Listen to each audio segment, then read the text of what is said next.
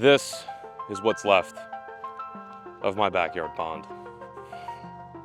About 3 years ago today, I purchased my house in rural North Texas, and with the house came this pond. And ever since I was a kid, it's always been a dream of mine to own my own pond, something that I can call my own little fishing ecosystem, a place where I can stock fish, I can manage, I can swim in, and one day eventually have my kids fish in as well and grow up fishing. And over those 3 years, it has been a roller coaster of highs and very low lows. We're at one of those low lows right now, figuratively and metaphorically speaking. When I first purchased this property, it came with a very tiny little pond, a puddle, if you will.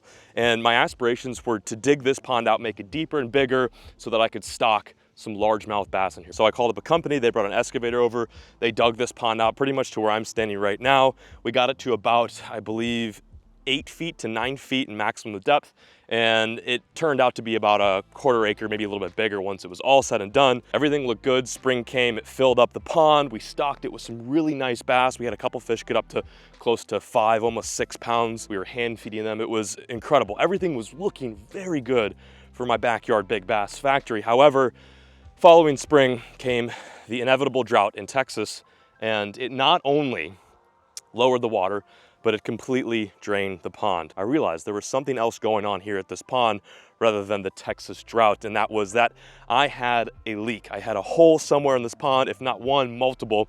When the first guy dug this pond out, he did mention that he hit a bit of rock, which is usually not a good sign, not something you want to hear when you're reconstructing a pond or renovating it. So on top of the drought and the leak that I had, this ecosystem went completely dry and void of any life. I don't know, I'm scratching my head now, I just don't know what to do. And honestly, aside from the leak and the fact that the pond's not looking good, there are other things that need to be done with this pond. Over the next couple of days, I'm gonna bring you guys along with and show you my, my mission to bring some life back in to my big bass factory. I mean, this is just sad. Look at this island, it's completely out of the water. There was a point in time where there was bass actually spawning right here on this island a couple springs ago. I mean, everything was looking good and just, kind of took a turn for the worse. But the pond doesn't look good aside from them. We've got overgrown shrubs. The other thing that I think is causing a lot of issues with the water draining out of this pond are these shrubs that I have along the dam. This foliage right here demands a lot of H2O, and I believe it's sucking even more water out of the pond on top of the fact that I'm losing water with the heat, and there's probably still an undiagnosed hole somewhere throughout here. So today we're gonna chop these down, I'm gonna trim the edges, and we're gonna see what's going on with my fish feeder, which is not working, and also my solar powered aerator, which is also not working. As you can see, we're at rock bottom with this pond. So stick with us, stay tuned, and let's see if we can get after it. All right, this is the fun part.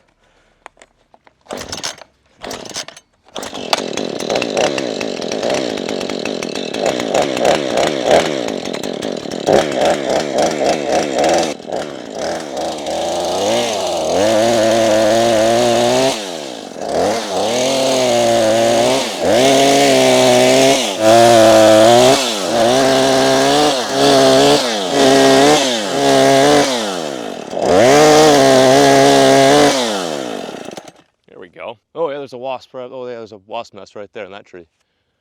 Okay. Oh, there's one right there.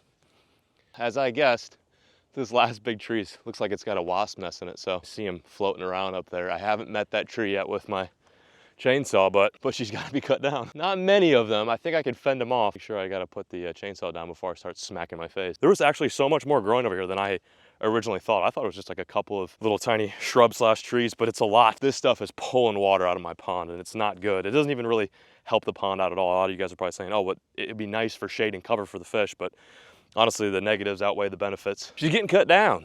I'm cutting her all down.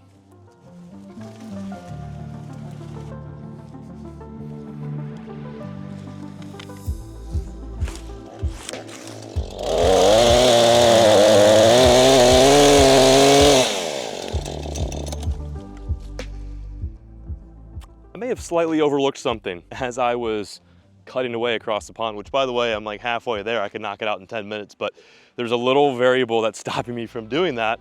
And it's also stopping me from weeding some of these areas, and I gotta be very careful. And that is paper wasps, yellow jackets, and what other hornets are living along this pond. I was just about to set the camera up to weed this edge right here and take a look at the solar powered aerator that has not been working for quite some time. And inside That solar panel is a huge wasp nest. I'll try to zoom in on it a little bit, not gonna get too close. You can see one kind of on the edge there. In that little tiny crevice, that little hole, there is a ton of them. They have a nest. I'm so glad I saw that before I just started whacking away around that thing. Holy moly.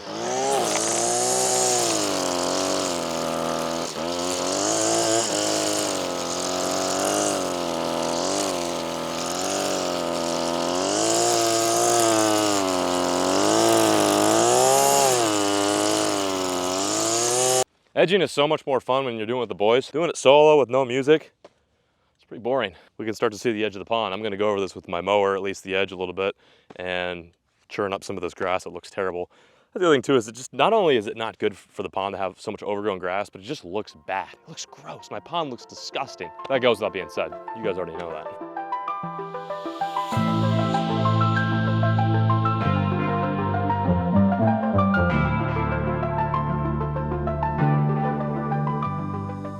So when I was weeding, I uncovered some cinder blocks that were hidden in the overgrown brush. I'm thinking I take some of these limbs that I cut down earlier over on the first big island, place them in a deeper section of the pond, stick them upright, and grab some of these limbs that I cut down earlier, feed them into the holes, and dump some concrete in there so that these limbs stay. This is a tiny limb, but we've got some bigger ones, obviously, that would serve for amazing fish cribs and bass habitat. I do have some natural fish habitat in here, like that one right over there. I sunk that, I think earlier last year. I did put some cinder blocks in here as well. I think it could use some more. Why not reutilize some of the issues of this pond and turn them into a solution?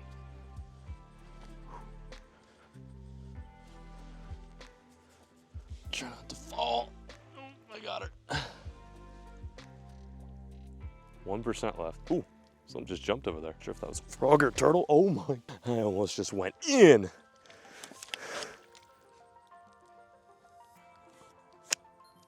Ew.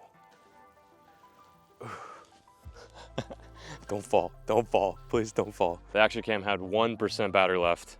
Let's take it back inside and see if anything is still living in my backyard puddle.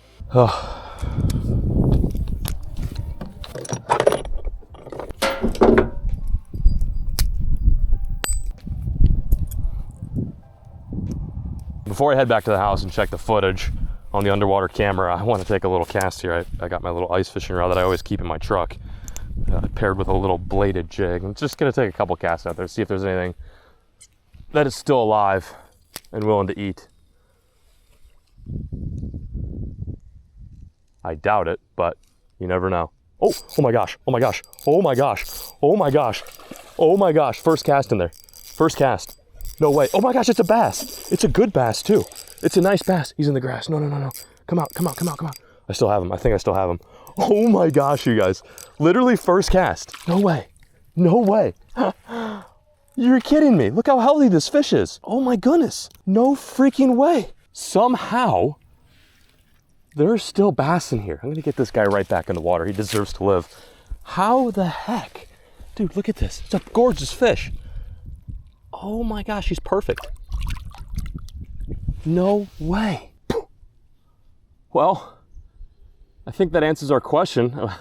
I took one cast with my little ultralight, emphasis on the ultralight, fishing rod, and I caught a decent large one. That was like a 2-pounder. So clearly there's still fish in here thriving. I mean, aside from the fact that I haven't been putting bait in here in the past couple of months, they still have frogs to eat. There's tons of crawdads around the pond. I would have to assume that if there's a bass that healthy in here, there's gotta be some good forage. That's amazing though, unbelievable. Spoiler alert, there are fish in the pond, but let's take a look and see what the underwater camera captured. I'm gonna kind of scrub through some of this. Oh wow, you can hear me weed whacking from from above the surface. Oh, hello, what's that? We got a little something there. Looks like I filmed in slow-mo, which I didn't mean to do. Look at this little guy. Look at this little gooby. Well, not only do we have bass in the pond, but apparently we still have bluegill. That's a juvenile bluegill too, probably a fish that spawned either early this year or maybe last year. What other way? Oh, we had his friend decided to come on over. Look at him, he's coming up right to the camera. How cool is that? Oh, and Gorbis, he just powerhouses him out. That is probably what the bass are eating in the pond. Oh wow, look at them all. Oh, we have another species of fish. I think that's a shiner that I stocked. Although that doesn't even look like a shiner, does it? What's that huge? It's got like a black stripe down the middle. I don't think I remember seeing a fish like this in the pond. I'm pretty sure the shiners that I put in the pond later this year, or I guess earlier this year, were just straight silver. But this guy has a huge broad line across him. Drop a comment, let me know if you know what species of minnow that is. Again, some more bait. Oh, there's another one too. The bass do have food in here. I'm assuming that's the only reason why they're able to thrive. That on top of the fact that the water is clean and there is some grass. Look at all, oh, look. That's pretty cool. There's a little juvenile bass. So the fish must have spawned this year because the biggest bass that or I guess the smallest bass that I stocked in this pond would have been about 10 inches. A couple of nice bluegill in the foreground. Wow, look at all of these fish. I guess I'm just shocked to see this much activity. This is great though too, because on the forecast the next week, we should get some rain, meaning that the fish that you see here will have an expansion in their home in the next couple of days. Oh, there's a bigger bluegill. Look at this size of this bluegill. Hang on. Oh yeah, he comes right to the camera. Oh yeah, it's a sizable bluegill. Look at that. So this is probably a fish that I stocked early last year or early this summer. Oh wow, look. Oh, here we go. Here's some bigger bass. Oh my gosh, there's multiple bass in here. Perfect. Green. They look fat. They don't look skinny. It's good. I mean, there's food in this pond, so they're obviously eating. Whoa. This bass comes in, checks out the camera, mean mugging it, and then he dips, and he's got a buddy right behind him too. Damn, that is really cool. All in all, the pond, while it looks like it's obviously in a struggling period, there's still some hope. The water looks good, and there still is enough water. It's about 3 foot in my pond.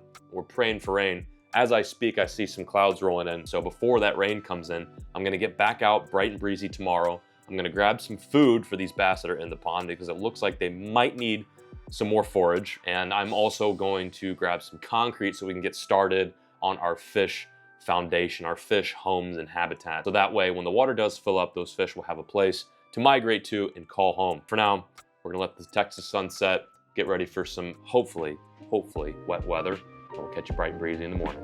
See you then. In those clouds is the much needed rain that we've been praying for months now, and I think we're finally gonna get it. Good morning, Wieners. It's day number 2 on the pond resto. We've got a couple things on the agenda today, one of which is I need to get some food for these bass. Now that we've determined that there are still bass in this pond, it's important that we keep them fed, keep them happy and healthy. So I'm gonna run an errand to go grab some more bait, drop it in the pond. Along with that, we need concrete to make our fish structures. And along with that too, I got a little sidekick helping me today. This one right here is gonna be vital for today's pond restoration mission. Hello. Hi. Do you want to help me? Do you want to help me get some minnows? Milo, the people want to know who got up at 6:40 this morning and was ready to rock and roll. Who got up at 6:40 this morning and wanted to party? Was it you by chance? Could it have been you? No, was it you? No. I got my daughter Milo here. She's gonna roll with me. We're giving mom a couple extra hours of sleep. And we're gonna see if we can grab all the essentials that we need to get this pond back up and running, or at least started up and running. Yeah? Yeah. She's coy in front of the camera. All right, we'll meet you guys there.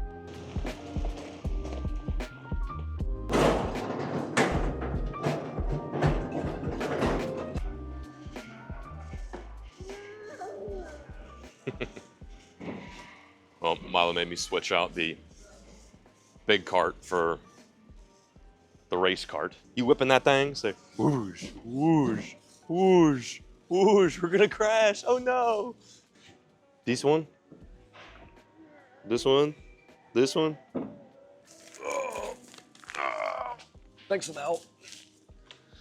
Appreciate the help, Milo. That one. Don't touch that. Don't touch that. Don't touch that camera. What are you doing, Gooby? I love you.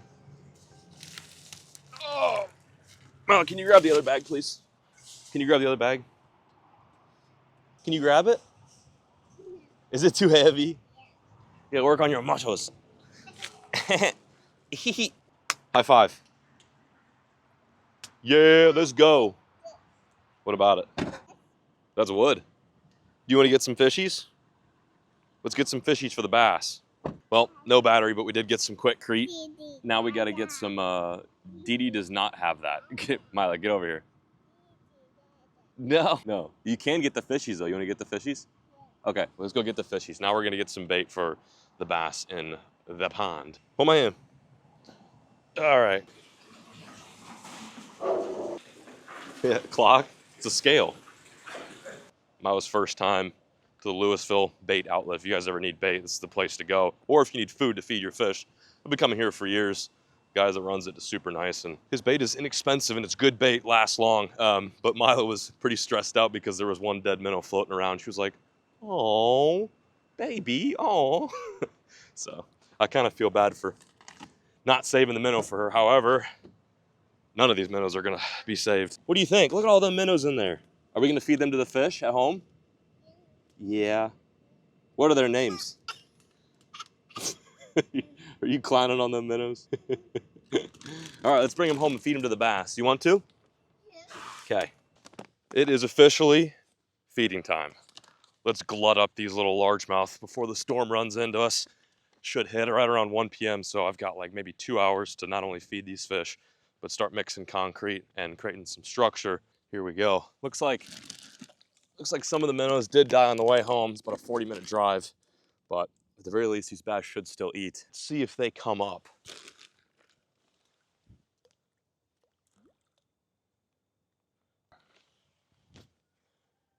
They were really aggressive for my lure yesterday. I figured that they would be all, oh, no, they're eating. I just watched one get crunched. Oh my gosh. Looks like it might be a little bit deeper right there. I'm gonna readjust the camera. They're eating these minnows right now. This is crazy. Where are you, bass? I just watched a couple eat. Well, didn't see any bust right at my feet, but I was noticing that some of the minnows were escaping where I just released them. But at the very least, we put some new bait in here. These fish should be at least preoccupied for a couple of days. Bass don't always eat all throughout the day. They'll probably take advantage of these shiners at some point, either today or tomorrow, and they'll slowly beat away at the population. And at some point, we'll have to restock some more bait in here, whether it be more shiners, bluegill, or maybe once this thing gets a little bit higher, put some shad in here, because shad is an amazing forage. Eventually, I think my main goal, oh, there we go right there. One of my main goals is in the cooler months, maybe this spring, when this pond fills back up, we put some trout in here. Trout can be an incredible source of protein for bass, and they're easy targets for aggressive LMBs.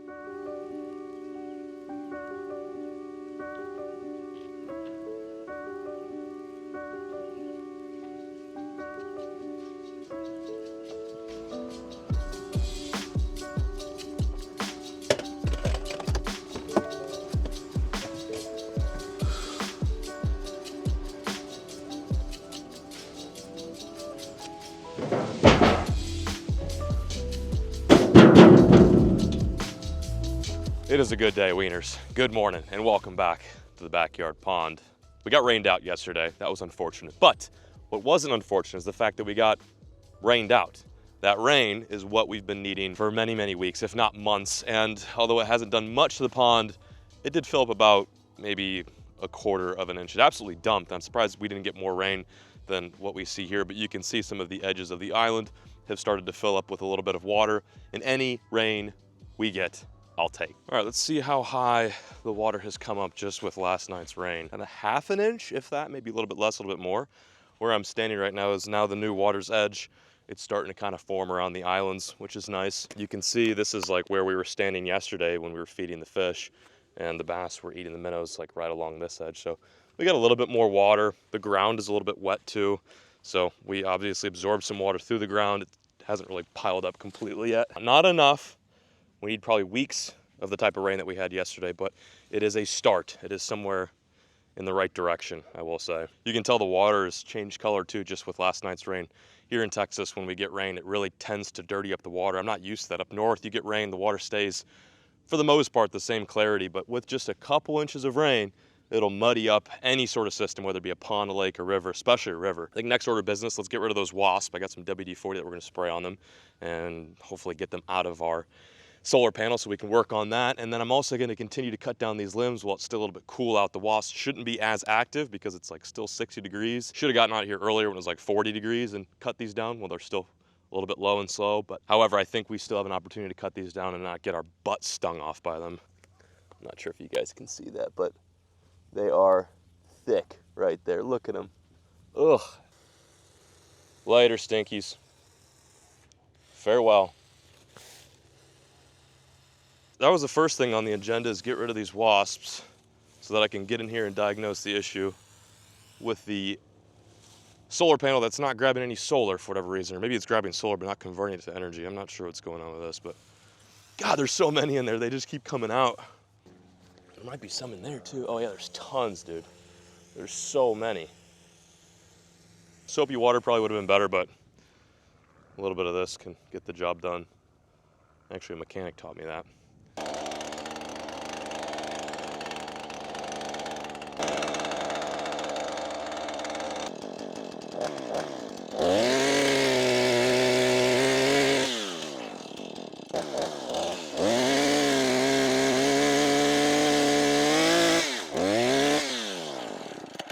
There goes a big one. There goes a big one.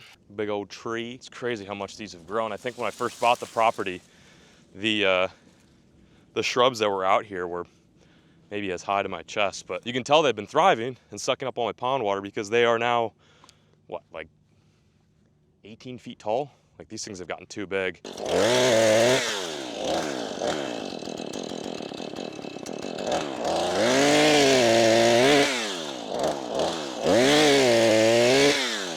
Last one to go. Cutting these limbs is really the fun part. Oh my God, that's a big one. That thing's huge, dude. That is a mama-sized limb. Mama-sized shrub. Just saw this crazy looking bug on this limb. I don't think I've ever seen anything like this. Look at this thing. He's really big. Let's see if I can get a shot of him. Drop a comment if you know what kind of bug this is. I don't think I've ever seen anything like that. Big old beetle. Holy moly. Trying to get the camera to focus on it. Wow, we've just cleared this section out. I've got maybe 1, 2, 3, 4, 5, maybe 8 or 9 more to clear right here. This is where the wasps were living in, so pray for me. Got my chainsaw stuck on a freaking shrub. Nice.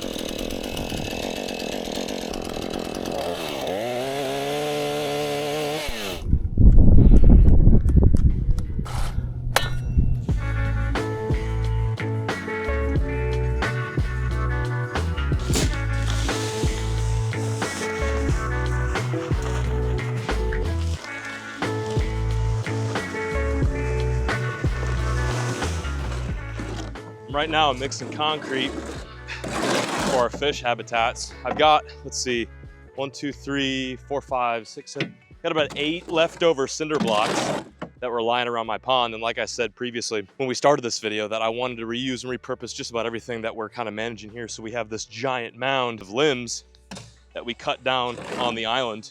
And rather than throwing them away behind the property or burning them, I figured we at least use a couple to then create some fish habitat in what is essentially a barren wasteland when the water is high. So we're gonna fix that problem now.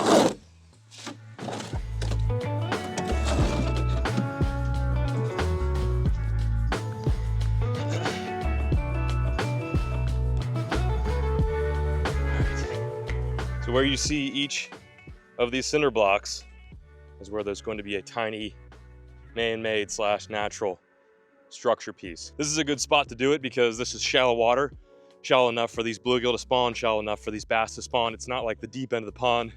You can see where the water is going to come up. It should be about 4 to 3 feet right here where I'm putting all this cover. It's better to have cover in the shallower water opposed to the deeper water. We've already got some cover out there. Now it's time to fill in this blank space.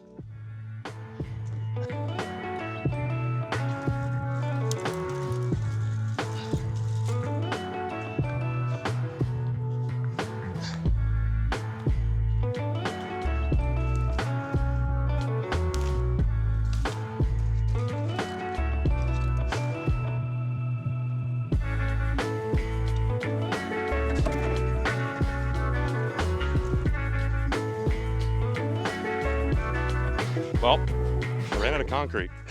I thought 100 pounds was gonna be enough, but clearly it was not. The bright side, we got 3 new pieces of habitat for our fish. When, keyword when, eventually the water will rise. And it will rise, it always does every year. It actually overflows most years and it starts to spill over what is essentially my dam, although it does not look like a dam. And the great thing is it's technically natural aside from the concrete and cinder blocks. This right here is what essentially was growing around the pond. All we did was cut it down chop it up into small pieces, poured some concrete over it, and now it is standing cover for the fish. It's going to be great for the bait fish, great for the bluegill, great for any sort of bass that wants to suspend when the water is cooler. It's honestly needed when having a potentially big bass pond. And the silver lining of the water being low right now is I get free range to work in all of this openness. I think the next step as far as cover goes is I'd like to come through here and first dump some bentonite down so we could fill some of these hidden cracks. And then on top of that, put some pea gravel in here, put some chunkier rock, some sort of hard bottom where these fish can warm up on, because as of now, the majority of the pond is essentially clay and dirt with a bit of sandy substrate. So it's gonna be nice. You can turn off. So it will be nice to have a little bit of variety of bottom for these fish to relate to. But as you can see, I got 1, 2, and 3. Number 1 looks great, number 2 looks great. Number 3, not so much. I ran out of time. The concrete started to dry. I was using Quickcrete, so it started to dry on me, so I started shoving branches in there, but a little bit is enough, and it will definitely help the fish in here thrive. Wieners, that is going to conclude today's pond restoration. This is part 1. It took me 3 days to get here, and it doesn't seem like we've done much work, but little bit by bit is what it's going to take to bring this pond back to life, and I'm dedicated towards it. And I know a lot of you guys have been asking in the comments, what happened to the pond? What's going on to the pond? We want to know where the pond is at. Is it dead? Is it dry? Is it not doing good? Well, yes, it's not doing good, but we have a plan in place, and I think that we are moving uphill at the moment. It's going to be a slow battle, but we're working on it. So if you guys have any suggestions, any comments, anything that you want to share with me that might help me through this journey of rehabilitating my pond, drop a comment down below. Be sure to subscribe as well so all of you at home can keep up to date with the progress of the pond, because it is going to rapidly change. But anyway, I'm peacing out, signing out. Thank you, Wieners, for watching this video. And as always, folks, keep restoring ponds. Never stop.